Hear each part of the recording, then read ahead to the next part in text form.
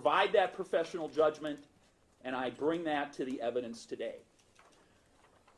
So, the first thing I want to do is talk about a statute in Wisconsin designed specifically for the investigative and charging process for fatal police shootings. Thankfully, Jacob Blake is alive, right? He is grievously injured, but he is not deceased. But this statute is still an excellent guide to allow us our best chance at an independent, investigative, and charging decision. So what is the statute? If it's our guidepost, where does it take us? The statute first requires an investigation by an independent agency. And in this case, the Department of Justice, the Division of Criminal Investigations, I'm going to call them DCI, got to the scene as soon as they could. They secured the scene and they immediately began to be the investigative agency. Ultimately, that responsibility was shared with the FBI in some small amount when they needed additional persons. The statute requires that when that investigation is completed, in as timely, expeditious a manner as possible, it goes to the district attorney in the county where the shooting occurred. And of course that is, in this case, Kenosha. And in this situation, an exhaustive investigation was done. There's more than 40 hours of squad video. There's hundreds of pages of electronic information. There are almost 200 separate law enforcement reports and almost 1,500 individual pages of police reports. So this was clearly a dramatically exhaustive investigation. And was it expeditious? They got it to Noble Ray, the independent use of force expert on this case, by, I believe, October 8th, 2020, and ultimately to the district attorney's office as well. Then the statute requires that the district attorney, the elected district attorney in that county, must determine if there's a basis to prosecute any of the involved law enforcement. And it is my decision now that I announce today before you that no Kenosha law enforcement officer in this case will be charged with any criminal offense based on the facts and the laws as I will describe them to you now. So it is our decision that no charge will be filed. I'm going to also tell you, just because I think it is important, that no charge will be filed against Jacob Blake in regards to this incident as well. For many of the same reasons, in terms of an overall discussion about this case, that is not something that the district attorney's office intends to pursue. Now, if the district attorney's office does not file charges, if that does not happen, then immediate transparency has to take place. And so what has to happen is, first, the DCI website will by 5 o'clock today have available their complete investigative file. And second, the district attorney's office, which is not only going to put this PowerPoint, which is an abbreviated version of our report, will be publicly available, but we have a more lengthy written report that will also be available to the public. Both of those things will be available on a website that will be identified in a final slide here, and they'll both be available at 5 o'clock today. In addition, Noble Ray, the independent use of force expert, has drafted a report with all of his findings. That also will be available at that time. So now I intend to talk about what steps were taken specifically by the DA's office to prepare for this investigation, and then finally what our conclusions are about the law and the evidence in this case. As soon as I saw the video and shared the same emotional reactions that I think so many people in the public did at my first viewing of the circumstances of the video that certainly went viral immediately, I knew at that time that we needed to do the most independent charging decision and investigative process that could possibly be done. And at the very first moment I learned that, I called on the U.S. Attorney's Office to do a parallel civil rights investigation that would be a separate investigation and conclusion and findings from our own. Now, the U.S. Attorney's Office has civil rights specialists who prosecute and make charging decisions about officers and any misconduct. So they have specialists who do that. They work out of their Washington, D.C. office, They did agree that they would do an investigation. I know that is going on, and I invite you to contact that office to find out what their status is. I know they are attempting to get to a point where they're able to make charging decisions as well. Kenosha deserves a second legal opinion other than my own. I'm confident about the things I'm talking about today, but I believe that the healing process begins or is improved by an opportunity for members of the public to see other prosecuting agencies make decisions, even though their laws are somewhat and slightly different. The other thing I did, and I think this is an unprecedented thing in the state of Wisconsin. I don't think this has ever been done before. I asked the Wisconsin Attorney General to select for this particular case a use of force expert who I had nothing to do with hiring. So I asked them to find someone so that there would be a truly and completely independent expert on issues of police training and on issues of whether the use of force in this case was reasonable. And the way I did that was I asked them to select the person without me having any input. And what the Attorney General did was he asked Noble Ray, who's with me today, who accepted. And I knew Noble Ray's name. I knew him as a national and state spokesperson for police reform and talking about bias in policing, and a person who had spent, after a long career at the Madison Police Department, his second career was trying to be a voice on those issues on a national level. When I first had my contact with Noble Ray, had never spoken to him in my life, had never met him in person in my life until after the selection was made. My first conversation with him was about how I wanted in no way to influence the decision he came to about the matters that mattered in this case. And I told him, no matter what you conclude, we're going to publish that. That will be an independently formed opinion. I won't have any influence, and you will be allowed to put anything you want in there, and I will invite you to offer any opinions you feel are appropriate. And you'll hear those shared by Noble Ray today, and you'll know that, as you hear those, that those are facts and findings from an expert who the district attorney, in this case myself, did not influence. I also took pains to stay out of any contacts with any family members, any civil attorneys, any of the people who someone might think might have an ability to influence this decision.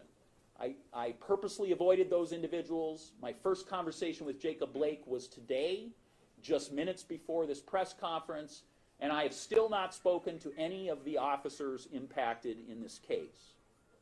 Okay, so that is the legal status of the investigation. I now want to talk specifically about the law of self-defense. I do that because my laser focus throughout this presentation is going to be, if one was to charge any officer in this case, what would be the laws that govern that case? What would a jury trial look like? Because if you do not have a case you can prove beyond a reasonable doubt, as you're going to hear me talk about, then you're ethically obligated not to charge such a case.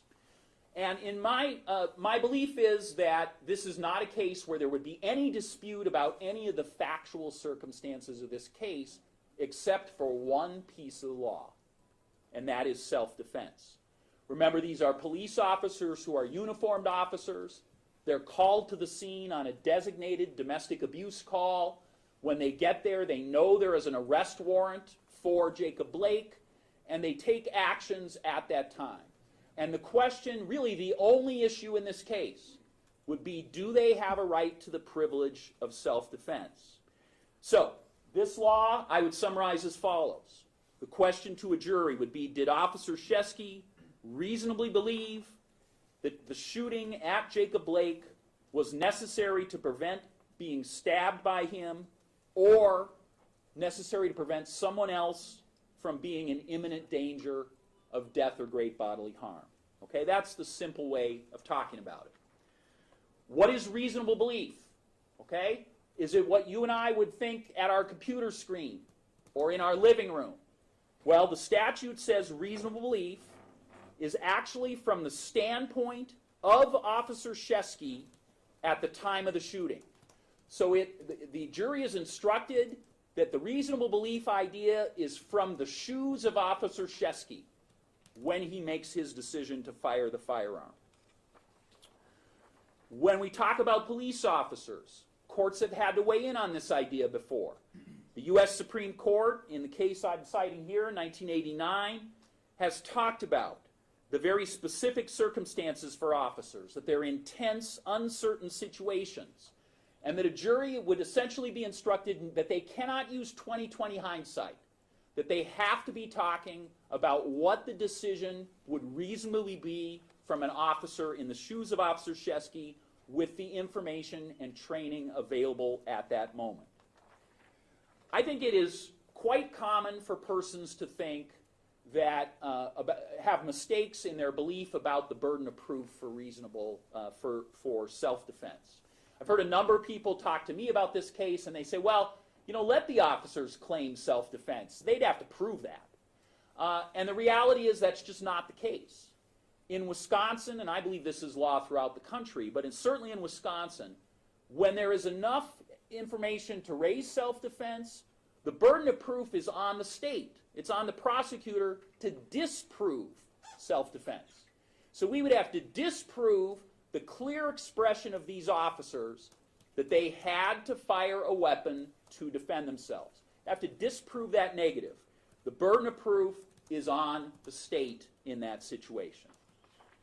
So I've told you that I do not believe the state, and we're going to go into some of the facts in detail in a minute, would be able to prove that the privilege of self-defense is not available, is not a defense in this case.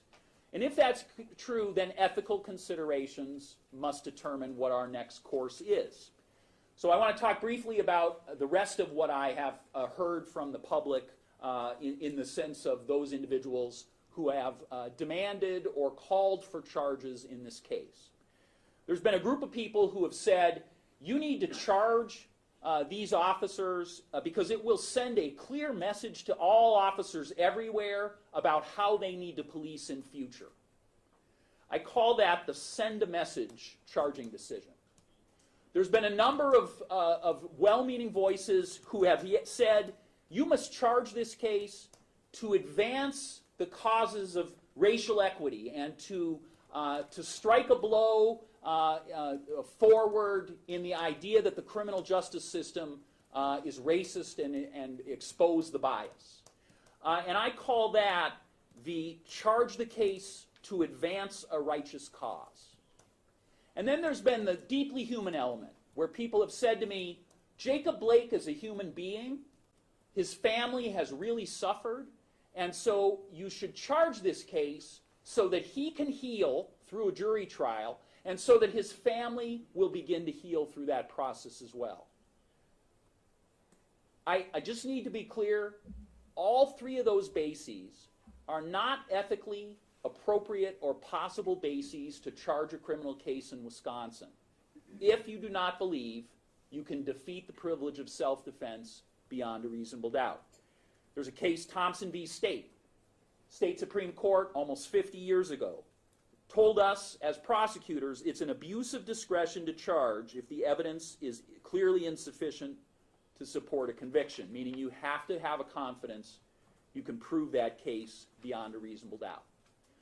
Okay, so why have I taken so much of your time and complicated this conversation with all this stuff about what the law is and what the ethics are? Okay, why is that? You know, most of you are here to hear the facts, right? What are the blockbuster new facts that I have to talk about? Well, I've done that because I again want to emphasize to you that this case has to be laser focused on what a jury trial would look like. Everybody has seen the video. And so from their perspective, they have tried this case at their computer screen or in their living room. As a professional, I am called upon to talk about how to try this case in a real jury room, in a real courtroom. What is the admissible evidence? What would be the actual evidence? How would that evidence play out? And would that evidence add up to a defeat of the privilege of self-defense beyond a reasonable doubt? And so that's going to be the rest of the focus here. What it means is that this case is really all about self-defense, and can it be proven that it does not exist? It is really evidence about the perspective of Officer Shesky. What is his knowledge at each moment? And what does a reasonable officer do at each decision point? Those would be the things that would be primary. And almost none of those things are answered by the deeply disturbing video that we have all seen. Almost none of those things are answered. I divide the witnesses in this case into three categories. Certainly the cops would all be witnesses. All three of these officers. There is general disagreement by the officers who were right there that this was a self-defense situation. They described the same motion that I'm going to go to in detail where Officer Shesky felt he was about to be stabbed.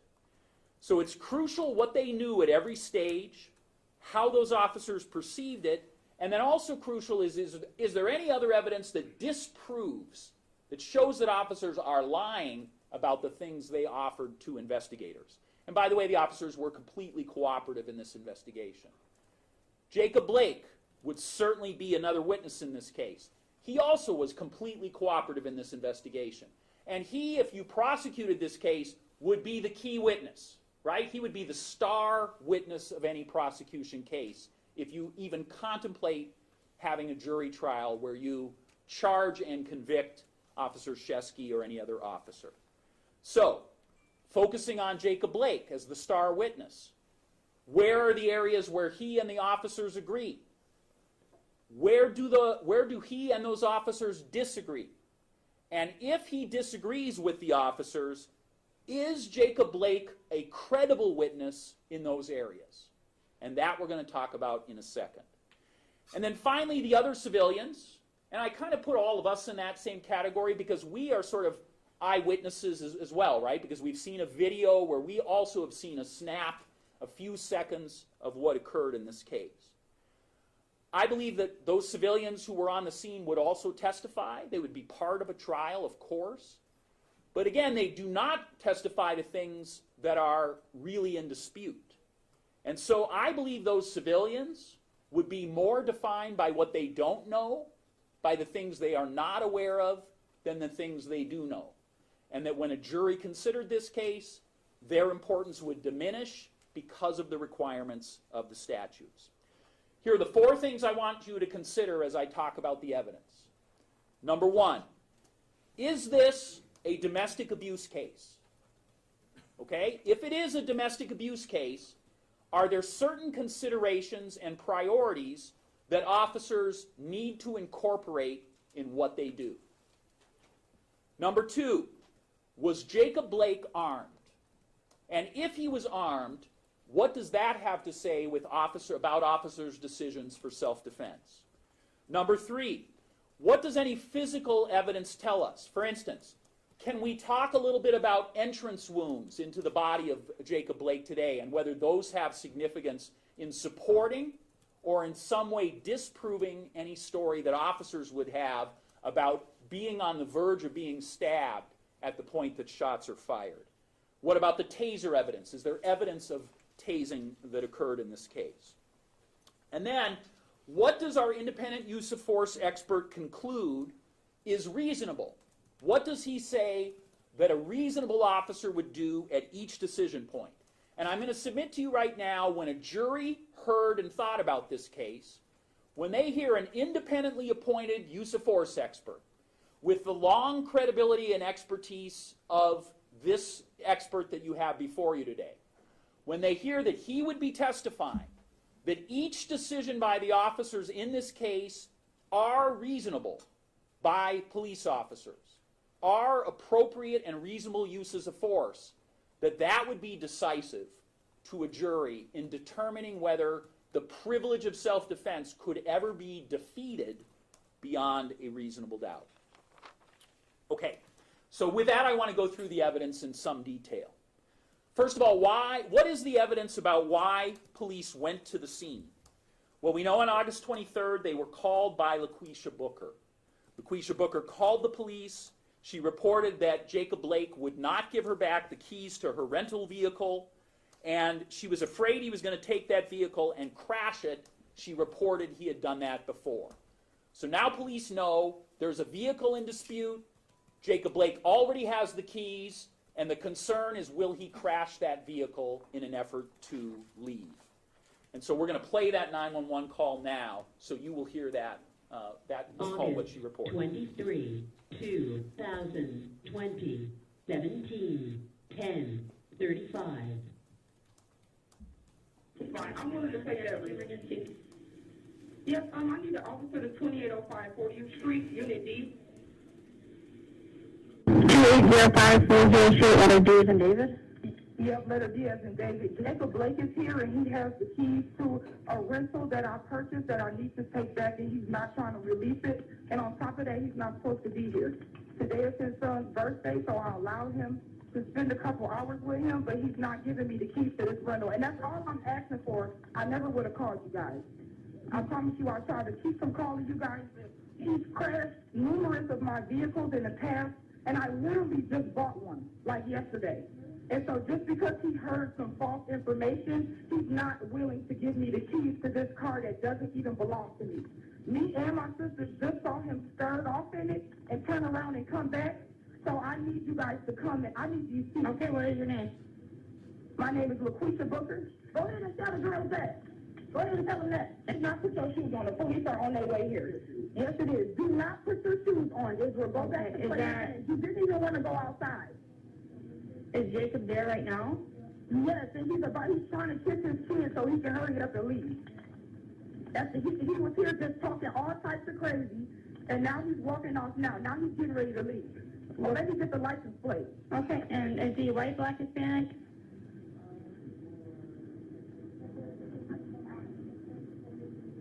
Hold on, let me get the license plate number.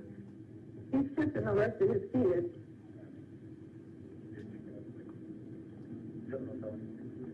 It's IVJ 935. I is in Ida, Z as in Zebra, J as in John? No, IVJ 935. Good luck. V as in Victor?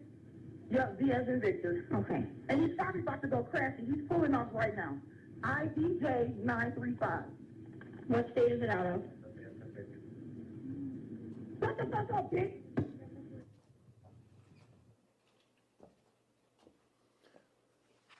So that was the information provided to 911.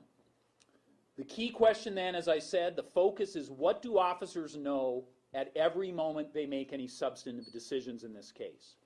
Based on that 911 call, officers Shesky, Moronic, and Arenas are dispatched to the scene for a family trouble call. That's a code for domestic abuse, involving a domestic dispute over car keys.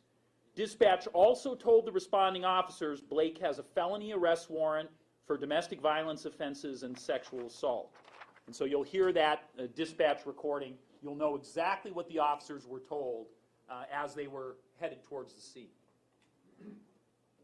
August 23, 2020, 17, 11, 27. Clear 618, 707, Family Trouble. 618. 707. 618, 707, 2805 40th Street, 280540 Street. Complainant says Jacob Blake isn't supposed to be there, and he took the complainant's keys and is refusing to give them back. 60. 707. Headquarters 618, 707, just for 43. We have a alert at this address for 99 for that subject. 55. 707.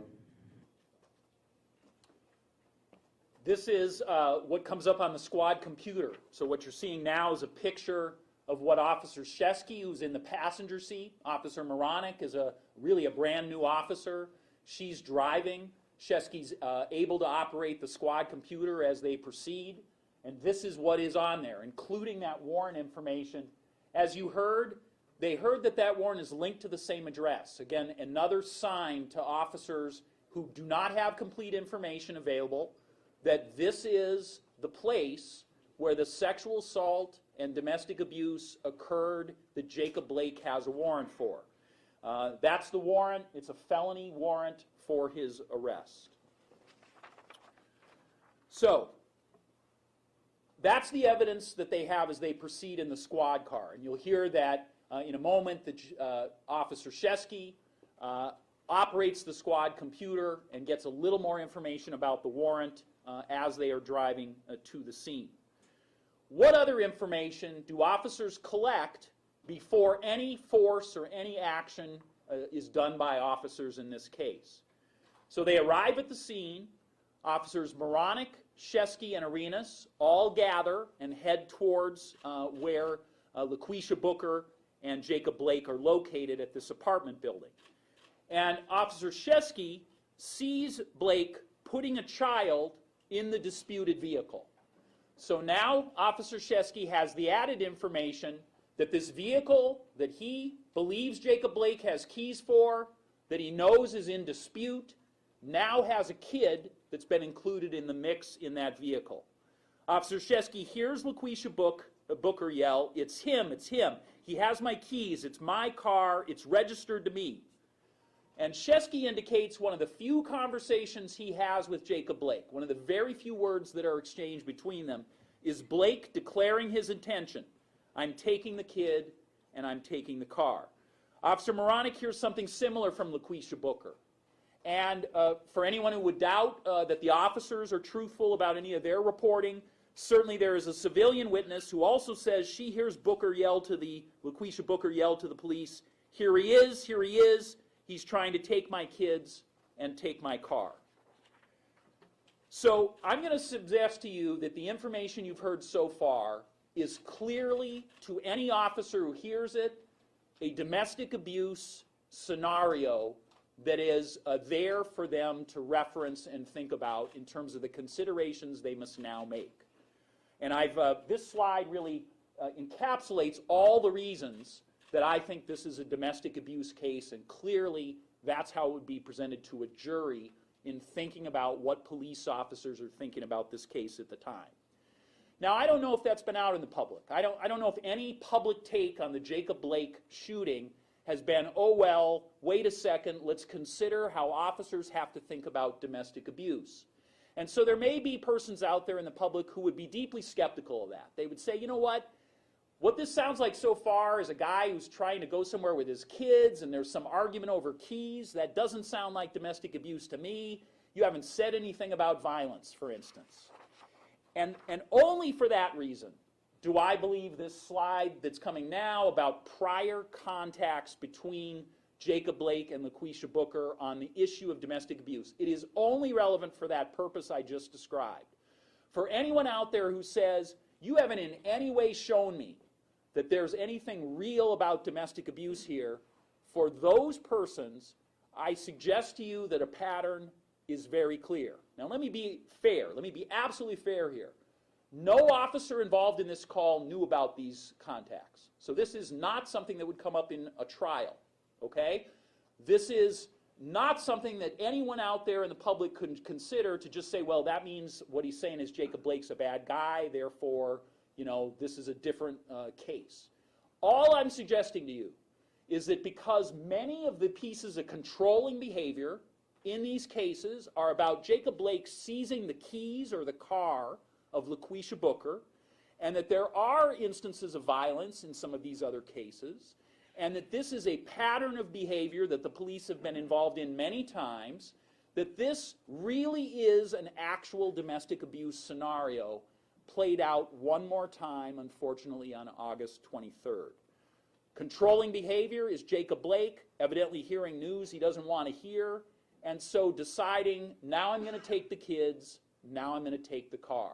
And LaQuisha Booker, powerless in that situation, going to the only place she believes that she will be able to get support, and that is law enforcement, to try to stop that stuff from happening. Okay, so that's what these contacts are about. One of these contacts, the one that's the last one on the list, dated May 3rd, is the warrant case, is the case that is the warrant for his arrest.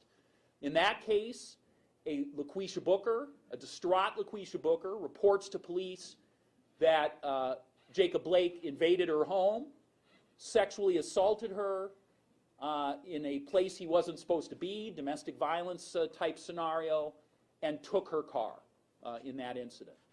That is the felony sexual assault, domestic violence case that he had a warrant out for on August 23rd. Again, it involves her car and that kind of controlling behavior. Just to further talk about domestic violence, in case you say, well, you know what, those all look like old offenses. How do I know that this modern stuff is, this recent stuff is domestic violence? Well, this is a text from Jacob Blake to LaQuisha regarding that May 3rd incident, where he's texting her, same pattern we see so often in the Kenosha District Attorney's Office in domestic abuse charges. Tell him you don't remember what you said and that you'd like to drop charges. So it's the same domestic abuse patterns that are so concerning, that are so difficult in terms of safety of the individuals who are suffering as victims being played out in this case. All right, why have I spent all this time on this? Okay, so, domestic abuse is a part of this. What possible reason would there be to spend this many minutes on it? And it's really because I want to be clear that officers, these are common calls for officers. And there are factors and things they have to consider that we as civilians probably don't consider every day. And that officers maybe don't even consider on other types of calls. And so it's about the fact that there's unpredictable anger that happens even in front of officers in circumstances that don't necessarily happen in non-domestic calls. And that controlling behavior, things like making sure that, I'm going to take your keys, I'm going to take your kids, that those things might be things that have to be looked out for. And then again and again, the fact that children can be pawns in the middle of these situations. That people who in no way want to harm their own children can sometimes endanger their children acting out the domestic abuse scenarios. Police are aware of all of those things, and those are all things that have to be priorities in their consideration of these type of calls. All right, I mentioned to you that Officer Shesky could see there was a warrant. That's the other large factor in this case. Here's a copy of the warrant that he would have been able, that is the cover sheet of that warrant. And I brought the policy of the Kenosha Police Department because it's so important that you understand. And I think that it's possible that Noble Ray will speak to this. Officer Shesky and these officers do not have discretion on something like a felony assaultive warrant like this. When they come across Jacob Blake, they must attempt to arrest him. They don't have other options. They can't say, that guy seems like he's going to fight with me, I'm not going to arrest him. There is not discretion in this regard. All right, so sure enough, there is resisting behavior. All right, that is clearly a large portion of this case, and I'm not sure any of that is really displayed on the video that we have all seen in any real way. But there are many commands disobeyed, and that's not only talked about by all the officers, but that's admitted by Jacob Blake in his statements, and there are a number of civilians who talk about that as well. And there are multiple ways that officers try to bring Jacob Blake into custody. Again, none of those, I think, visible in any of the videos. They try to direct him to the ground. They try to multiple officers try to grab his arms and secure him so he can be cuffed. He admits at one point, officers were trying to handcuff me, but I was able to get up. There's a time where he's down on the ground. I think we'll show you a video in a second that's enhanced, where a really close viewing of it shows Jacob Blake is on top of someone who has to be Officer Shesky based on everyone else. And Officer Shesky says, I was on top of him, and then he was on top of me as we were grappling for me trying to get him under arrest. Most importantly, he was tased twice using remote kind of tasers and once with a direct strike with the taser. So I'm going to suggest to you 3 attempts were made to tase Jacob Blake to get him in compliance. There's the refuse of tasers all over the ground at different locations in this case when the scene is explored by DCI. And both Officer Moronic, but most importantly Officer Shesky, who's an officer who's been around for a few years, say they have never seen a defendant before who had as little impact by tasers as Jacob Blake did. And so that was certainly a factor in terms of the use of force options that were exercised in this case. Very important. Jacob Blake, while actively resisting, arms himself with a knife.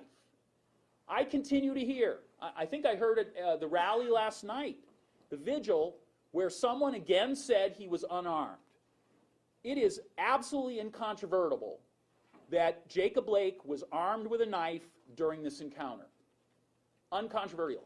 Most uncontrovertible because Jacob Blake, in all of the times he spoke to DCI, admits he possessed a knife. Even tells us at different times he had the knife in different hands at different times. So he arms himself with a knife and refuses to drop that knife. And I know that knife is not easily visible in the video, but we're going to show it to you in a minute. So first, this is the video where you can see at the back of the vehicle a struggle going on.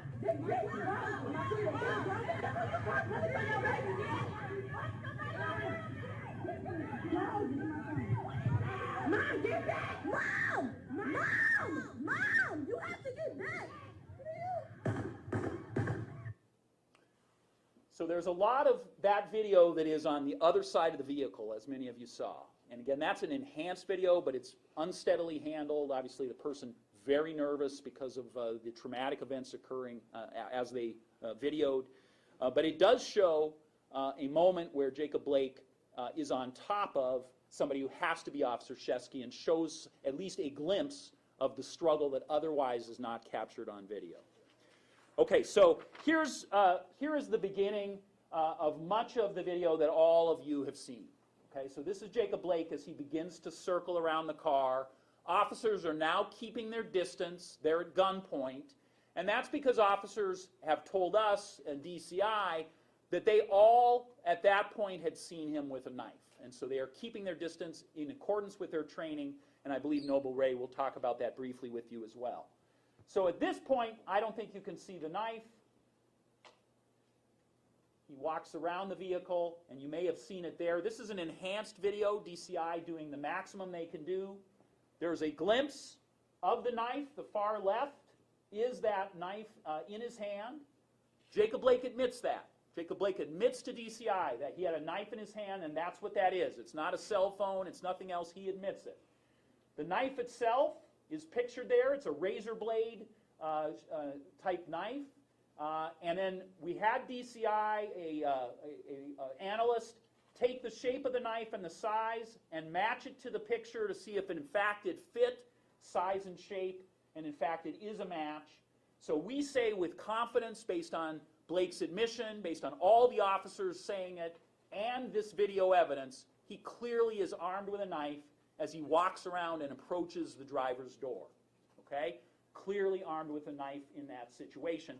All the discussion that he's unarmed contradicts even what he himself has said multiple times to investigators.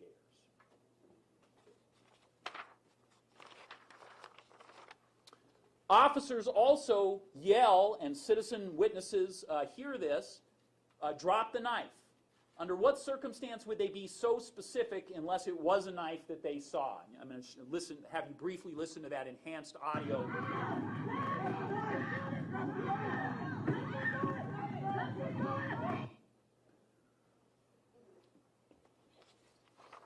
All of those things lead the investigators, lead myself, lead Noble Ray to say incontrovertible evidence, that he's armed with a knife in this situation. So what happens next? So Officer Shesky, again, confronted with the information we know so far, has additional decisions to make at the point we just left that video. Officer Shesky knows that an armed man with a felony warrant who has just forcefully resisted arrest appears to be about to flee in a vehicle that is a disputed vehicle, and there's at least one child in the back. Those are all facts that Officer Shesky has in the context of a domestic abuse case at the point he has to decide what to do next. And at that moment, Officer Shesky decides to re-engage. Up till now, officers have distanced themselves because a knife is possessed by Jacob Blake.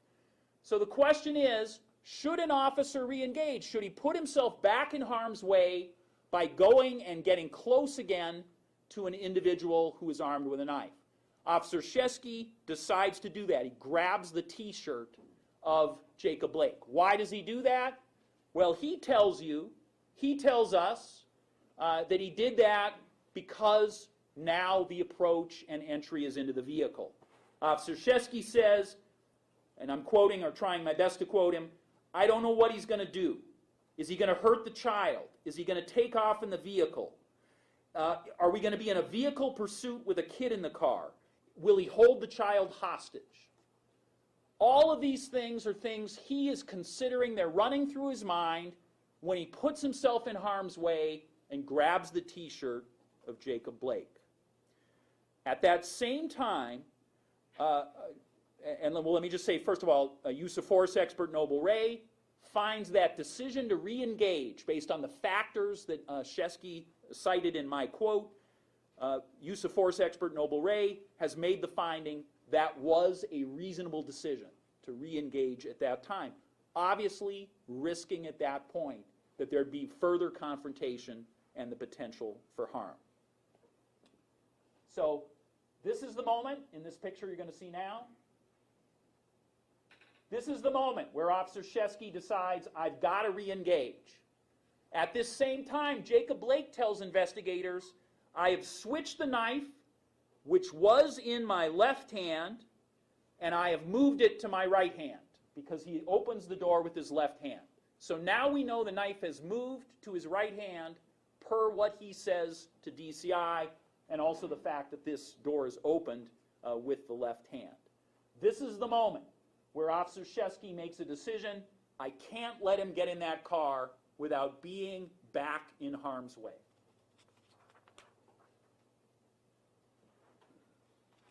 This next picture is what happens next, right? And again, you've all seen this in a video. Both Officer Shesky and Officer Arenas report what happened next was Jacob Blake twisted his body, moving his right hand with the knife towards Officer Shesky. So and they demonstrate this, so they say what he does is he takes, again the knife is now in his right hand, and he goes under his left and makes this kind of movement. So he switches his torso back towards Officer Shesky. Both officers say that occurred. So Officer Shesky is the one who's got the T-shirt. Obviously, he's in a perfect position to observe that. Officer Arenas is looking through the car window. He's also in a perfect position to observe that. Okay? Both of them say that's what happened. Unfortunately, when we view the video, Officer Arenas and that car door are in our way and don't allow us to see what happens to the rest of the body of Jacob Blake in this case. So I'd submit to you, here's where the video fails us, because it doesn't provide us any information or ability to take a look at whether that twist of the torso occurs. What we do know is that there are two civilian witnesses who also say they see a movement that I think any defense attorney for these officers would certainly argue is consistent with what the officers see. Okay? Why is this important? Because then this is not just officers saying this has occurred. This is other civilians on the scene who, based on their vantage point, are also able to add this perspective. A witness, DC, who indicates he has socialized before with Jacob Blake, he is on friendly relations with Jacob Blake, says he saw Jacob Blake trying to get in the car. He saw Jacob Blake ignoring officers' commands, and ultimately he saw Jacob Blake, what he says is twist his torso toward the officer from right to left, and then he heard the shots. He describes that twisting of the torso motion as sudden and rapid. And he's down the street, again at a vantage point that is less obscure than our video in terms of the doorway or the officer. There's also a witness right across the street. A.H., she says she sees Jacob Blake walking very fast around the street side of the car. He opens the car door. The police officer was behind him, and the police officer pulled at Jacob Blake's shirt. She says Jacob Blake then turned slightly, and the police officer started shooting. There's a picture here where we have an arrow to where she's located.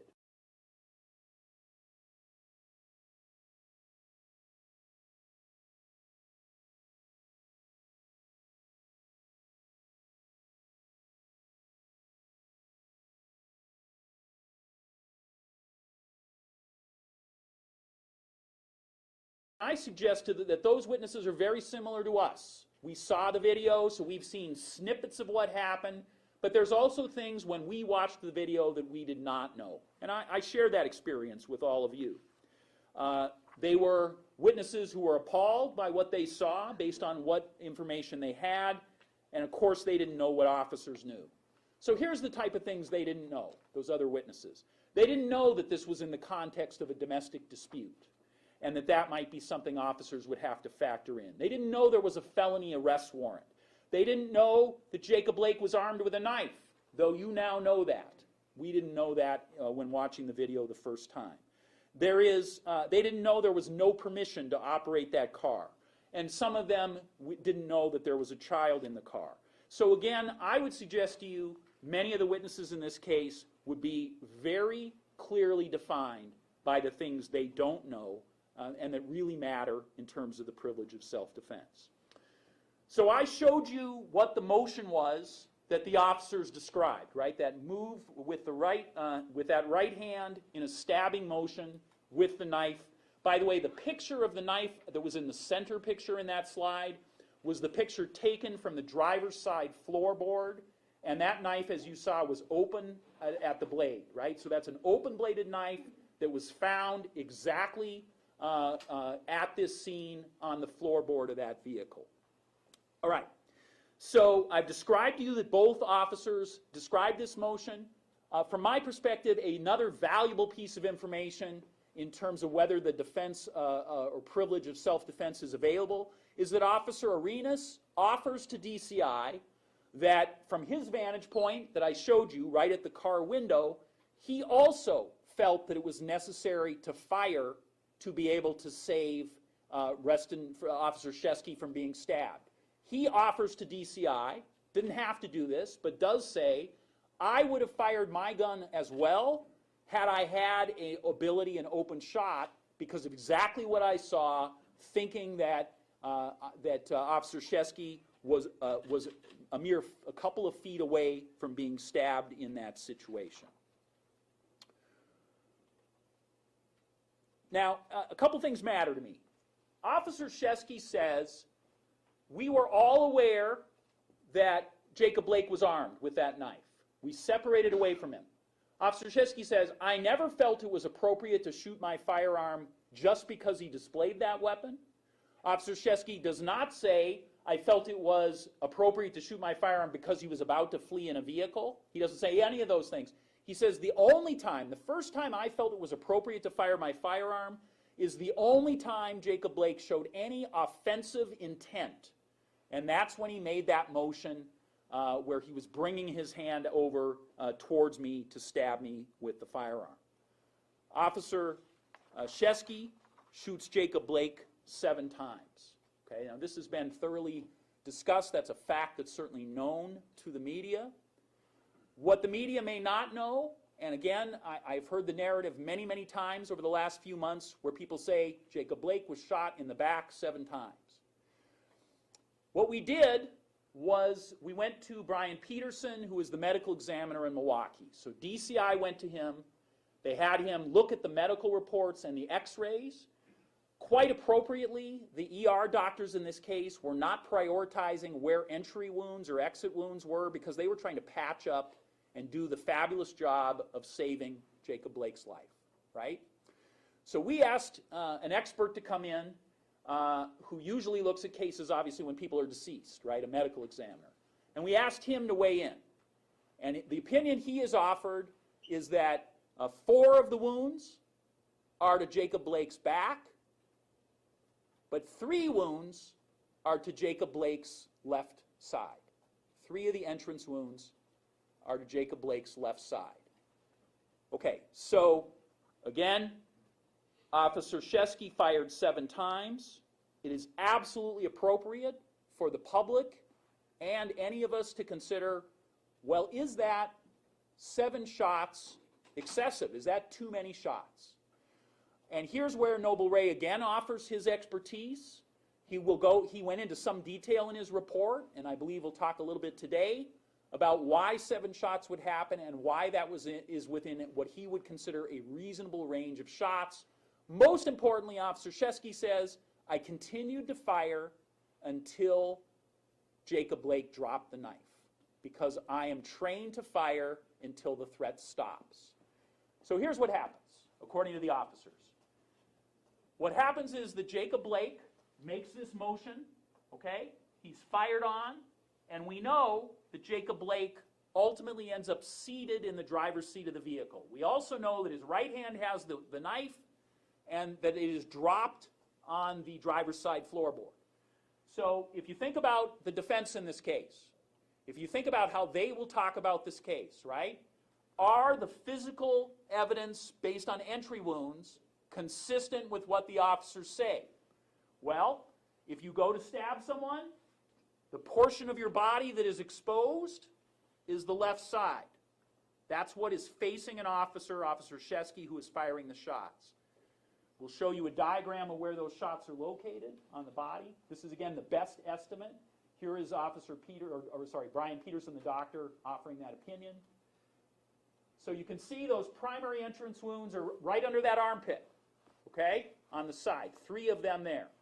So if the natural reaction of anyone being shot at is after that occurs, you're turning away from the shots, then it would be at least a rational argument by the defense to say that is why there are also shots to the back, right? Because they've moved back. And we know his body comes back to facing the officer in the back because he becomes seated there. Now, we have no way of determining which of those 7 shots come when. So we don't know the order, right? I'm suggesting to you simply that there is a rational, logical scenario that anyone defending this case for these officers would be able to use this physical evidence I'm describing to be able to persuasively tell a jury this is consistent with what these officers have told you about what occurred. Okay? And you will hear Officer Shesky said, I stopped firing when there was no longer a threat. You'll hear also that Officer Shesky had 10 more bullets in his gun at the point DCI comes across him. So clearly he has not fired to empty all the chambers of his weapon. He stopped volitionally firing that weapon. He indicates why or when he did that. I want to mention one other moment that mattered to me. I don't know if it will to you, but I just thought it has to do with the tremendous difficulties and challenging of modern policing in the era that we're thinking about today. Officer Shesky says that after he finished shooting, that Jacob Blake came to a seated situation. He put his weapon away, immediately tried to determine whether any other weapons were a threat, and then he pulled out Jacob Blake and immediately began life-saving measures on him. And that's also reported by the videographer in this case, who says, as a civilian witness, those officers took him out immediately and began to help him. And here's a moment that I thought mattered because it talks about all the things that we are demanding and expect of officers. Because this is seconds after Jacob Blake, according to Officer Shesky, is moving a weapon to try to stab him, and after Officer Shesky has fired his weapon at Jacob Blake. Shesky says, Blake kept saying on the ground, I'm going to die. And Shesky kept saying to him, you're going to be okay, as they waited for the ambulance. Here's the officer and man who were just in kind of mortal conflict, right? And now the officer's role is to be the consoler, to be the person who tries to get him through those grievous injuries. That is the varied, complex conversation that we need to have about law enforcement in America today. Because Officer Shesky seamlessly wore both of those hats. at the moment in this incident. Without delay, without pause, he wore both of the hats that we absolutely would want him to wear in that situation. A protector of a domestic abuse situation, and then ultimately a protector and consoler to Jacob Blake. Okay, I mentioned Jacob Blake would be a star witness. Okay? Absolutely necessary witness if anyone was to say that Officer Shesky was going to be charged with criminal behavior. You would absolutely need to put Jacob Blake on the stand, no doubt about it. And so the question would be, are there a lot of things he agrees with the officers on? And there is. He admits he got into an argument with LaQuisha Booker. He admits he wouldn't give back the car keys. He admits he was armed with a knife. He admits he physically struggled with officers. He admits he twice ripped out the taser probes and continued on in not complying with the officers. He admits that he was attempting to get in the driver's seat of the SUV. All of those things that are completely agreed on. It is the areas where officers and Jacob Blake disagree which would severely compromise any ability to prosecute Officer Shesky. Officer Shesky says this guy had a warrant. All the things he was doing are consistent with arresting in a warrant. We're trying to resisting a warrant. He doesn't want to go to jail. And so I tried to tase him. I did everything I could. I could not get him under control in that situation. Jacob Blake tells DCI, I didn't know why these officers were coming across me. I thought these officers were just trying to beat me. I thought they were harassing me. I had no idea or reason for these officers to do this. They never told me why they were doing this. And so I'm just trying to get to a safe place and away from my kids. So DCI asked Jacob Blake, well, did you know there was a warrant for your arrest? And he said, I did not. I did not know there was a warrant for my arrest. Here's a key point where we can determine credibility. If Jacob Blake is wrong, if he is lying here, he's not going to be credible in any of the rest of what he talks about in this case. And it goes right to his motive, right? Because if he knows he has a warrant, that explains why he won't allow officers to take him into custody, why he won't do any of the things that we would expect. Like in front of your kids, maybe you would just comply. But now we would know if, in fact, he knew he had a warrant. So here's what we know. In his phone on July 14th, we have a text from him to LaQuisha Booker. This is Jacob Blake mentioning that he has an arrest warrant. This is that May 3rd arrest warrant. Now it's July 14th, and he is talking to her in text talking about his arrest warrant. He has no warrant for anything else. So that is about this case.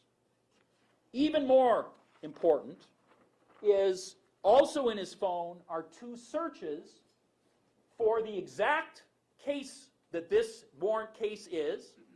They're dated August 7th and August 9th. So on his phone are internet searches, and what this website does, Circuit Court Access, is it tells you whether you have a warrant. One of the things, the major thing it does, if you haven't appeared, which he hadn't done, was it tells you if there's a warrant. So remember I showed you the text where he is trying to convince LaQuisha to say I don't remember and drop charges. Here he is checking to see if that's occurring. This is just a couple weeks before the shooting. He knows, based on these searches, that there is a warrant for his arrest.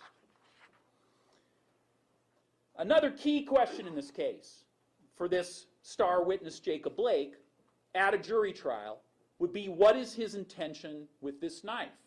Now this is a huge controversy. Jacob Blake says, I had a knife. I don't remember if it was open or not. I don't think it was open. We know it was open. We found it that way. You've seen the picture. But more importantly, he says, I had no intention in any way of doing anything towards an officer with this knife. I never lunged at an officer. I never twisted my body towards an officer with this knife. The knife had no impact where I was trying to do something with an officer. And so there is a quote from him to DCI. He says to DCI, why would I pull a knife on a cop? What am I, a knife thrower? I ain't going to pull no knife on no damn cop. That's just stupid. okay? Here's why this is important. Because when he says to DCI, I would never be that guy. I'm not the guy who would ever pull a knife on a cop. Now he is exposed to cross-examination. Remember, if he's going to take the stand, the defense attorneys are going to cross-examine him. And the problem is there's a 2010 case, Cook County Sheriff's Department case, which will be subject to withering cross-examination on Jacob Blake having made that statement I just described. So here's what would happen.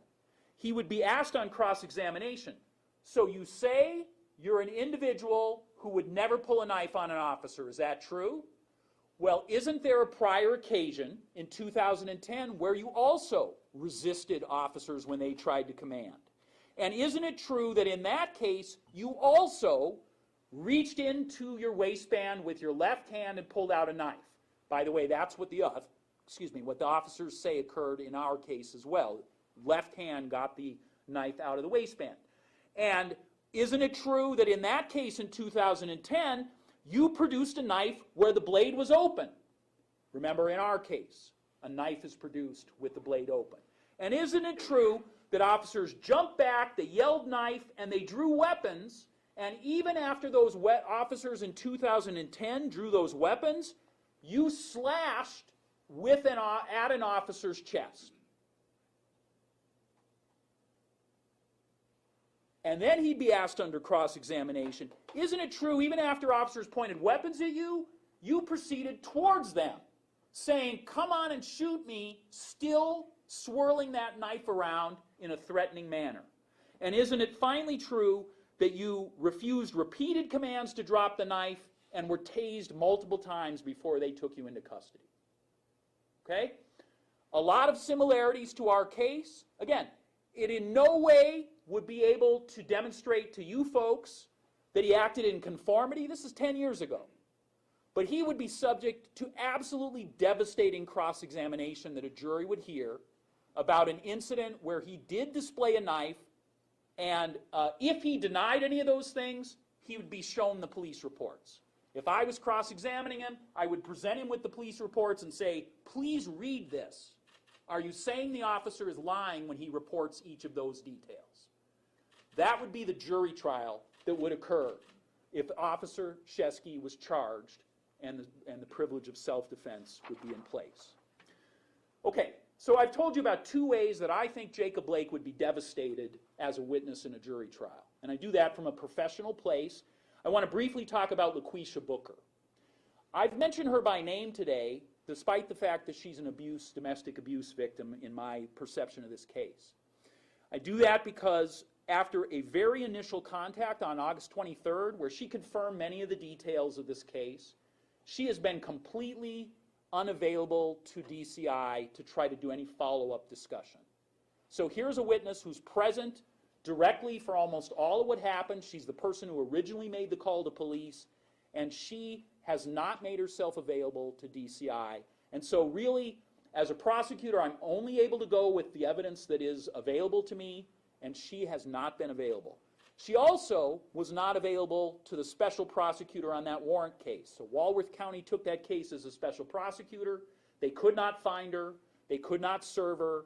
And so when they resolved their case, they made a record saying, we're not able to find her. A week after, right after Thanksgiving, we were very close to being at a point where we were going to issue a decision in this case. And DCI received a tip that has some factual discussion or circumstances as to why LaQuisha Booker may not have been available either to DCI or to Walworth law enforcement. And at that time, those things began to be investigated by DCI. And so we wanted to give DCI an opportunity to see if that investigation could be completed. It's still a pending investigation. I'm not going to answer any other questions other than that we have no specific concern that she's unsafe.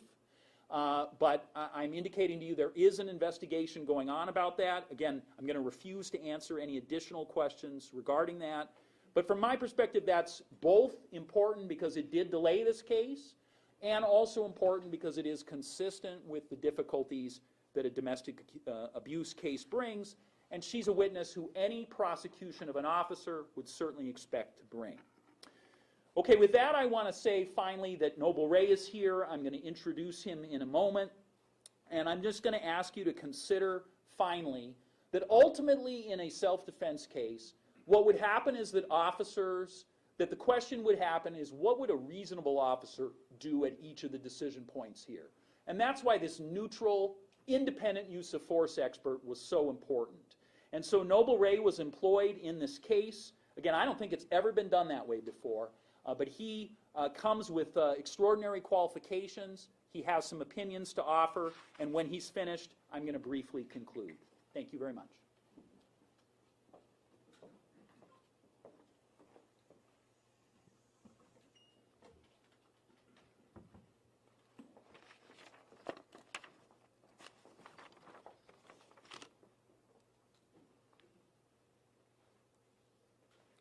Well, thank you. What I'm going to do is I'm going to highlight some things. I'm going to stay pretty much close to issues related to use of force related to this particular case.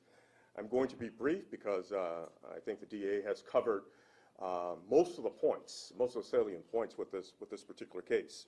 Let me start off by saying, just like many of you, when I was contacted originally by the Attorney General's office about exploring if I could be part of this, this particular case, you know, I was a bit surprised because having served as a chief of police in the state of Wisconsin for 10 years, and law enforcement here for 30 years, this is something that is unique. This is something that has not been done, to my knowledge, where you would have an expert witness in this fashion. Usually it's someone that is in the field doing it.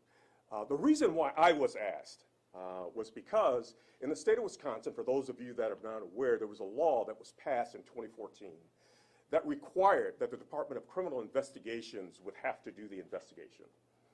And that was for reasons of transparency, objectivity, etc. But before then, as a chief of police in the state of Wisconsin, we had to do our own investigations. So I had the unique responsibility as a chief of police for 10 years of overseeing somewhere in the neighborhood of 10 to 20 officer-involved shootings. So I come to this with the perspective of having to deal with officer-involved shootings as an administrator, as someone who has investigated, and as a 30-year officer that has investigated use of force complaints. So that is my background, I believe, was the reason, one of the reasons why I was asked, along with, you know, working at a national level, dealing with reform issues both on a national level, working as a deputy monitor in Cleveland. I won't go through a whole lot of the background, but I think those are the reasons why I was asked. My resume and my bio is also will be available with my report. So if someone needs to look further in terms of my background, it is available to you. Like most Americans that saw that video back in August, like most Americans, I was very troubled. I was emotionally troubled. As a person, that really bothered me. From a human standpoint, it just cut away in ways that, you know, most of us really understand. That was very difficult to watch. As a police professional, when I looked at that, I had problems. The first thing that came to my mind as Mr. Blake is rounding the corner in front of that vehicle is, why didn't the officers just grab him? Why didn't they just grab a hold of this guy and take him down? Why did they allow for him to get to that side of the car and then shoot him in the back? That's how I felt. And those were my feelings that I had. The other feelings and emotions that came from this was this. You had a mother, and I'm a father. You had a grandmother, you had a mother that you could see on television was in a lot of pain in terms of what happened to her son. You had a father that was angry, which I understood. I understood that time and that date, the anger and the feelings. Having led a police organization for 10 years, I knew that the officers and their families were also going through anguish. overtones of a domestic violence situation led me to believe that these things are still real in the society. So that's how I came to this. These are the emotions, these are the thoughts that I came to this. I was asked to do an independent investigation, an independent review. Again, as an administrator, as someone who has been involved with use of force issues. So let me hit on some points because, again, I think a lot of the points have been hit on, but I do want to emphasize some things that was there. First of all, officers in the state of Wisconsin and all over the United States are bound by Graham versus Connor. It is at the root of what they're thinking. It is at the root of how they approach a use of force situation. And Graham versus Connor, there are three things in the state of Wisconsin and all over the United States that an officer is thinking about in use of force. One is the crime. And in this particular case was unique. The seriousness of the crime was already taken care of in reality because it was a search warrant, a serious, not a search warrant, a serious felony warrant for sexual assault, a serious felony warrant. So that part was taken care of. And what's important about that is that in most use of force incidents, an officer is calculating in their mind, do they have PC? Is this serious enough based upon Tennessee versus Garner? You have to have some level of seriousness, okay? So that was one, the crime. It was already taken care of. The PC was already dealt with by a judge. It had been signed off on it. So that's one. Number two is the person actively resisting. Actively resisting. That means that they are just doing everything they can not to be taken into custody. And in this particular case, you've heard the DA describe this. And in this particular case, I would call it extreme actively resisting. There were 4 areas in which the encounter with the officers took place. And I will describe these 4 areas. Because what most people in America saw was the last part. They saw the part where the struggle is taking place and the officers back away, and then Mr. Blake goes around the corner. But there was something that happened before then that I want to describe. What happened before then is Officer Shishke and the other officers responded, and they knew they immediately were going to make an arrest. That's the nature of an arrest warrant. Officer Shishke approaches Mr. Blake. They have a brief dialogue.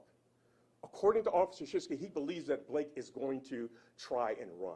So he immediately reaches out during this very brief conversation and tries to take Blake into custody, and it is at that point that it is on. The active resisting starts to take place. Officer Shishke is not able, and the other officers are not able to take him into custody. This takes place on the back right part of the SUV, of the vehicle. And at that time, Blake has a knife. He's not displaying it, but he has a knife. He has it on him. And that part, people, again, it's not clear. He has it when this encounter first starts. During that portion where they're at the back right quarter panel of the vehicle and they're struggling with Blake, as what was described, he is tased at that time. And let me just take just one step back. From a use of force standpoint, the way officers are trained is that first, your presence is part of the use of force in what you do. You'll all go, and you've seen the protests that we've had, and if you see officers out there, the presence means something. That means that a person knows that when they see an officer, there's certain things that they should be reticent about and understand what's going on. So presence. Then 2, dialogue. They try to dialogue. But as what was mentioned and what I found in the reports is that it happened so quick. There were some comments exchanged between Blake and Officer Shishke, and it was on. So presence and dialogue, those are 2 different things. I mean, those are 2 key parts of use of force. Then the third part of this is that they were physically, with open hands, trying to take him into custody. And this went on and on and on. Okay, the other part, while they're at this back right quarter panel, is that Mr. Blake is tased. The taser prongs based upon the officers, they believe that they deployed the taser in the manner in which it should have worked. Mr. Blake takes the taser prongs out. They have little or no effect. At the same location, they try what is referred to as a drive stun. Now, if you talk to people in the profession that really are experts on tasers and the impact of tasers, this is unusual. Tasers work somewhere in the neighborhood of 60 to 70% success rate, depending upon the department that is collecting the data. But it is unusual for this to take place, to just pull the taser prongs out, okay? And then also a drive stun. So that is at the back right corner panel. The struggle ensues around to the rear of the vehicle. Again, there are more use of force intervention options, as is referred to by the state of Wisconsin, the intervention options there. At the rear of the vehicle, what takes place is that they decentralize Blake. And when they talk about decentralize, they took him to the ground, Officer Shishke, who is the primary officer engaged in all of the use of force that takes place here. He takes him to the ground to immobilize him, to make sure that they're trying to take control. They also, during that time, Officer Shishke delivers strikes to Jacob Blake to what is referred to as diffuse him, to confuse him. None of these things work. Witnesses can see that not only they're struggling in the rear, but they also see that both Blake and Officer Shishke at one point in time, they have each other in headlocks. Officer Shishke feels uncomfortable. He feels that his gun is exposed. These are things that take place. Now, so you start to the back right corner panel, you go to the rear. The struggle continues to ensue. It reaches a point where Officer Moronic believes that things have gotten out of control. They're unable to restrain him or take him into custody, that she decides at that particular time to contact dispatch to have more officers respond. And they also make the comment, two of the officers, Officer Shishke, Officer Moronic, make the comment that they feel that, that they don't have control, they're starting to feel tired, it's 87 degrees, it is hot, it is an August day, they're losing, they feel Blake is actually stronger than they are, so they move back to the back right corner panel. That is the part where everyone starts to see this thing again. That's what's covered in video. So you miss the other two parts. So when they're back by that back right corner panel, that is where, let me take a step back because I'm missing an important piece because it wasn't covered earlier. When Blake is first contacted, he has the knife. The knife, it drops or it is placed. It is either dropped or placed. It's kind of unsure when you listen to the statements, but it falls down and it is by the vehicle, underneath the vehicle. And then Blake and the officers are struggling. They go back around. I believe, based upon the statements that I've read, that he does not have a knife at that time when he is at the rear of the vehicle. That's why I'm using the locations. So when they struggle back around to the back right corner panel, it is at that time, I believe, that Mr. Blake recovers the knife and is armed again. He picks the knife back up. Those are his words, that he picks the knife back up, and he is armed at that particular time. So back at the right back corner panel, they're struggling with him. He is tased again. He pulls the prongs out again. Now, during this struggle, the officers, two of the officers believe that they have seen a knife and they describe it in their reports. The primary officer involved in this, Officer Shishke, has not seen the knife, but he believes that Blake is going for a weapon, and he describes that in his report. So what you have is that you have the struggle going on where you have the two officers believe that they have seen the knife, they describe it in two different ways, they move back around, and it is at this particular time that the struggle ensues. They're on the right side, back on the right side of the vehicle. They have backed away, they have tased them. The struggle again continues. And then at one point in time, when they're back on the right side again, it is Officer Moronic who shouts, "The knife." They see the knife. They see the knife. It is at that point where the officers create distance, they step back with their firearms, and that's what you see on the video. So just again, so it's really clear, it starts from the back right corner panel, it goes to the back of the vehicle, and then it comes back around. When he comes back around, that is when Blake picks the knife back up. So there was a lot missing out of that.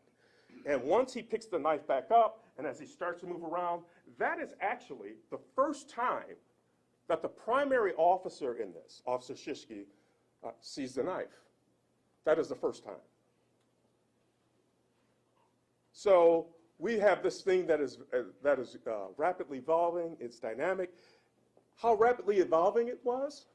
From the time that this thing starts, from the time that the officers arrive and they move around, and as District Attorney Gravely described, that as you've seen in the video, Blake moves around the vehicle. They go around to the front driver's side, and they start to pull on Blake, and then the shots are fired. From the time the officers arrive until the time those shots are fired, it is 1 minute, approximately 1 minute and 5 seconds. So all of this has taken place in 1 minute and 5 seconds.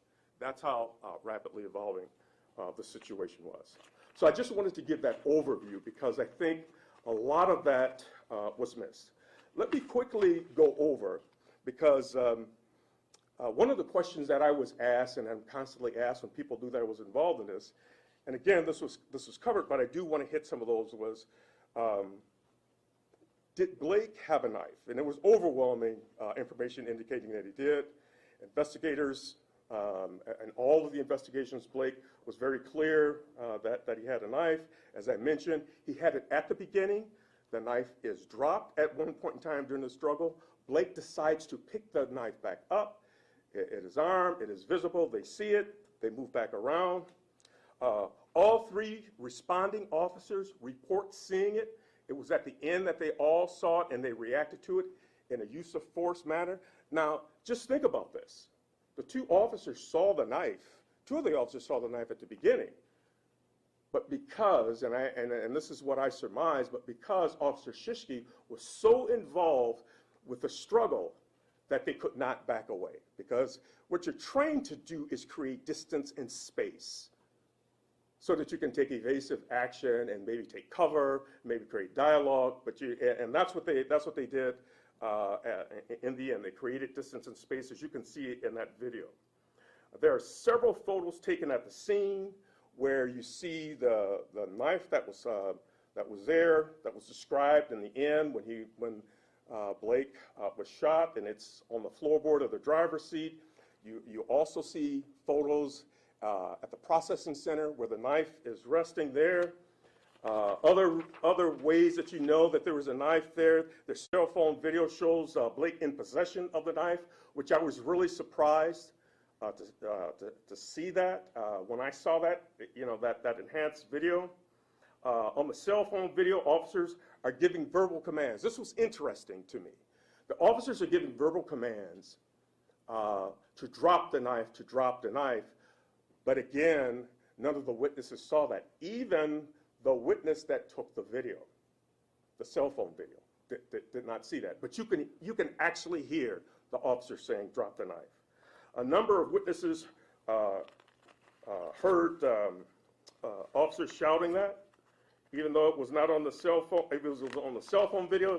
They heard witnesses shouting that, and witnesses, and quick summary, have different perspective, varying accounts of what happened. That's not unusual. And in this particular case, and the reason why I described the SUV in this, because many times the witnesses were obstructed by certain portions of this encounter. Some saw what took place in the rear, some saw what took place on the side, some saw what took place during the actual discharge of the firearm. Keeping in mind that this was a struggle, and a struggle with police officers. It was a very active, resisting struggle, which creates stress. And when stress occurs, witnesses and police officers will see things in terms of what happens with stress. Things like you get tunnel vision, things like auditory, exclusion, memory distortion. All of those things take place. You focus in on the gun, you may miss other things. That is not uncommon. Besides the officers that were yelling, as you heard in the video, citizens were yelling. Some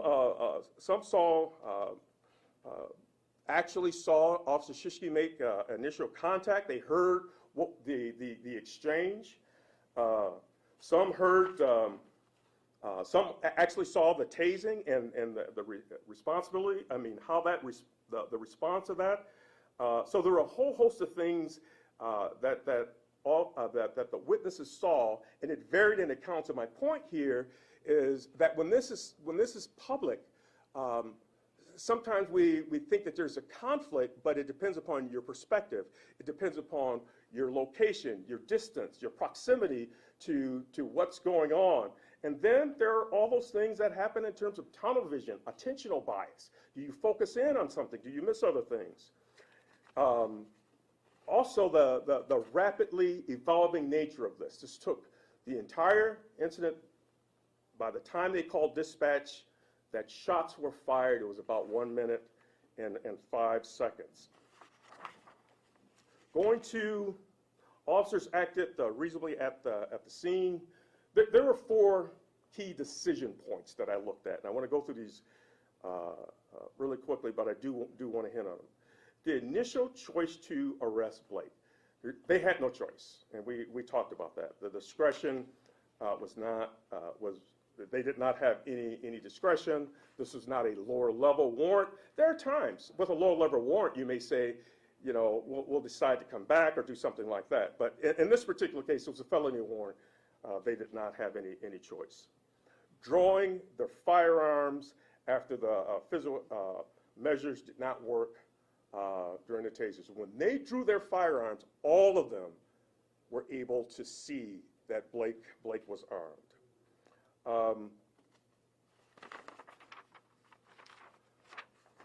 The choice to re-engage and to grab Mr. Blake before he got into the vehicle. The DA talked about this, you know, what Officer Shishki was thinking. He was thinking, I had a person with a warrant who had actively resisted. There's a child in the vehicle. Will this person leave? Will they flee? Now, from a policing standpoint, someone may ask, well, why didn't they grab him earlier when they're walking around the vehicle? Well, based upon training, you do not grab someone that is armed with a knife. Their procedure is to step back, as I've mentioned, and to create distance and to give verbal commands, which they did during this. But if you notice, as soon as as soon as Blake got to the vehicle, Mr. Blake got to the vehicle, the officer grabbed him. In the officer's mind, and the way I interpreted the reports, in the officer's mind, you cannot leave. You cannot leave with that child in the vehicle. Now, someone won't say, well, it was his child. Keep in mind, the officer didn't know that was his child, but it doesn't matter. Because any officer worth their salt, they're not going to let someone leave under these circumstances. Not leave. You could have a pursuit. This is the stuff that Amber Alerts are made of. You've got the undertones of a domestic. There are reports upon reports and incidents upon incidents where you have a domestic situation where children become victims. In the city where I was a police chief, one of our quadruple homicides had the undertones of an incident like this, where there were 2 children that were killed and 2 adults that were killed in this. So a police officer is not going to allow for him to get into the vehicle and leave. That is critically important. And then the last decision point, which is this idea that the police officer is in close proximity. He is holding on to him. And these are the 3 factors that you would consider under those. And I outline this in my report. And they are this. 1, was the person armed? Did they have the instrumentality to put someone in imminent danger, themselves or someone else? And the answer to that was yes. Blake had a knife. He had the instrumentality. Number 2, was the opportunity there? Yes, they were in close proximity. They were right there. They were no less than 2 feet away. So the opportunity was there. And these are the things that officers are trained on. So you had a weapon, you had opportunity, and then the question of intent. Intent is one of those things that either someone can say or they can demonstrate by their actions. The fact that Blake turned his body in that regard was and thrust the knife forward, that was an example of intent. So the decision point to shoot was based upon those reasons. So let me go to, again, for sake of time, let me move to the decision to shoot 7 shots. And this is probably the question that I have been asked the most. Why 7 shots? Now, first, officers in the state of Wisconsin are trained to shoot until the threat has stopped. That forms the basis. So what you have is a situation where Officer Shishki is standing there, Officer Arenas is standing there, and the Mr. Blake thrusts the knife forward. Officer Shishki decides to shoot, and he's going to shoot till the threat stops. According to Officer Shishki, he did not stop shooting until Blake dropped the knife. Now, that encounter in terms of when the shots started and when the shots ended was roughly between 2.5 and 3 seconds. 2.5 and 3 seconds, which he got off 7 rounds. So at one point in time, which is very difficult to determine, at what point in time did Blake drop the knife? Was it at 4 shots? Was it at 3 shots? Was it at 6 shots? Which is really hard to determine. But in 3.5 seconds, it would have had to have, in 2.5 to 3 seconds, it would have had to been within that time frame. So that's how quickly those 7 rounds went off. Adding to the complexity of this is something that is referred to as the perception reaction time cycle. And in short, what that is that when you decide as a police officer that you need to stop shooting based upon what you see, feel, and understand in terms of the stimuli that this is no longer a threat, so you have to articulate that or think about that in your mind and then have a physical reaction to stop. The experts in the field say that that takes somewhere in the neighborhood, that gap time takes somewhere in the neighborhood about 1.5 seconds. In that time, you can get off another round, and that is the reaction time. Adding to the complexity would be things like officer readiness, meaning training, experience, age, all of those things come into play. Also, stress, auditory exclusion, time distortion. This is a stressful environment that the officer is operating in. So that is why I concluded that it was in an acceptable range. An acceptable range, a range. So the range works like this. There are those things that are under in terms of use of force, and there's those things that are excessive. The accessible range falls right within that category there. So let me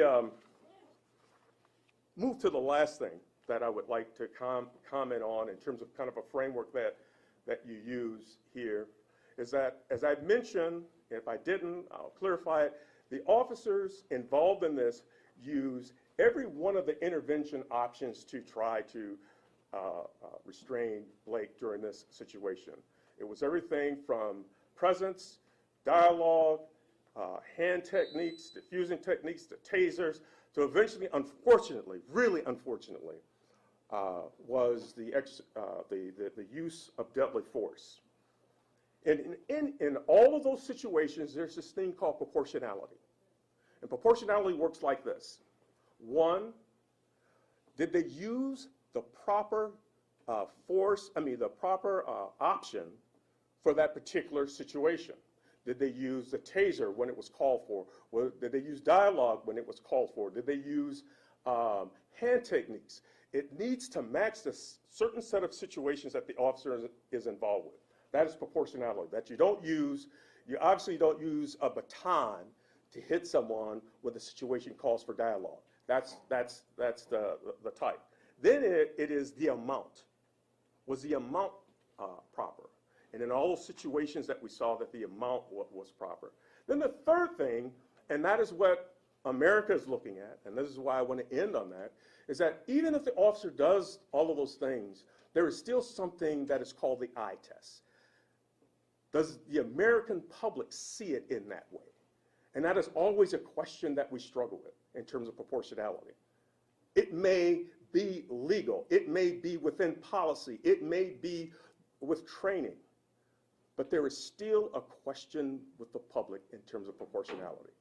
So I'll leave it at that and turn it back over to the DA to see if there are any questions for Q&A. Yes. Can I ask a question? Sure, go ahead. Derek Monroe, Rapid TV, Berlin, Germany. According to your policy, which dictates basically shooting someone until the threat is stopped, why is it showing up that it's mostly death, shoot to kill? Why one shot was not sufficient to immobilize someone, either leg or arm? Why did it take 7 shots to stop the person? Yeah, I'll let Chief Ray comment. Okay. First, this has evolved. When I first started in policing, we were trained to shoot 2 rounds, recover, examine what is going on in your environment, and if the threat is still continuing, then you shoot 2 more. What has happened, or what had happened over time, is that between the time that the officer would lower to the low ready, the threat at times would still continue and the officer was in jeopardy, and many times the officer would get hurt or killed. So the training evolved to the point where, right now, is that you shoot until the threat has stopped. Now, many people will think that officers shoot to kill. That is not what they're trained to do. That is not the philosophical underpinnings of what officers are expected to do. An officer is expected, when they're using deadly force, to use deadly force to the point where the threat has stopped. Does that make sense? Or is it? Well, but it's very subjective because, the threat has stopped. The whole world was looking at this. European public looked at this simply as a matter of extreme excessive force. Okay. Where it takes 7 bullets to stop somebody. It's just not acceptable in many different cultures. Maybe it is acceptable here, but frankly, for a lot of people outside of the United States who are looking at this, that looks like a prime example of the police abuse. I would totally concur with how this came across. I felt that way. But the flip side of that is that it is not necessarily true that in a use of force situation that it would only take 1 shot to stop a threat. What you want to do is to stop the threat. That is the intent. That is the approach behind this. Adrian Broadus here from CNN. What is your message to members of the Black and brown community, those who were expecting at least an attempted murder charge? You said at the beginning of your statements, as a father, it was tough for you to watch. And the district attorney, I would ask you the same question. At the beginning of your presentation, you outlined so clearly you don't know what it's like to walk in the shoes of Black and brown people. So let's speak to that, please. Thank you. And the question is, what is it like? Could you? Well, the question is, what is your message to members of the Black and brown community? They see you there, they saw you as someone working closely with the case, and most likely put their trust in you. My message is this. This was a difficult case. It was a difficult case when I was asked to get involved in this. It was hard for me to get involved in this for a variety of reasons. One, because of my work and my profession. One, because, being born and raised in the state of Wisconsin, living here and dealing with many of the issues that Black and brown people deal with. Dealing with this on a national level, going into cities like San Francisco, Memphis, when all of these high-profile, Cleveland, when all these high-profile incidents have come up. I would like once to be able to provide some perspective in one of these incidents to say that this works. The criminal justice system works. It works for you. It works for everyone. But our ultimate obligation is truth. My ultimate obligation in looking at this was to look at the facts and to determine those facts and to share the facts. The reason why I got involved in this is that I wanted to be an outside person that looked at this. And there were decisions that were made by a number of people. We focus on the decisions that were made by the officers, which we should. They are the guardians of democracy. They are the ones there that should take the lead and do the right thing. They're trained. But there are also decisions that are made by people that are involved in this. There are decisions by the person that called. There are decisions by Mr. Blake. And some of these decisions place us in jeopardy. I listened to Mr. Blake during those audio conversations. I felt bad as a father, a man with so much promise, and this happened to him. Seems like a bright man. I looked at the eyes of those eyes of the child that sat in the back seat of that car and wondered how that was going to impact that child and wondered what the future was going to be. The criminal justice system is a difficult system. It is hard. It is harsh. It is difficult. It has the history of racism on top of racism, and we are trying to work through this. But we cannot work through this by just trying to find a decision that is comfortable with people. We've got to find the right decision. It's got to be grounded in truth. It's got to be grounded in facts. That's the obligation that I was given when they told me to look at this. 30 years that I have struggled with this. It has been a stressful endeavor to be involved in policing for 37 years and to be an African American male. And I feel it in the worst way. That's why this is so difficult, but I was not going to step back from it. What is the employment status of the 3 officers involved? Are all of them still with? Yeah, we don't have neither of us have anything to do with that.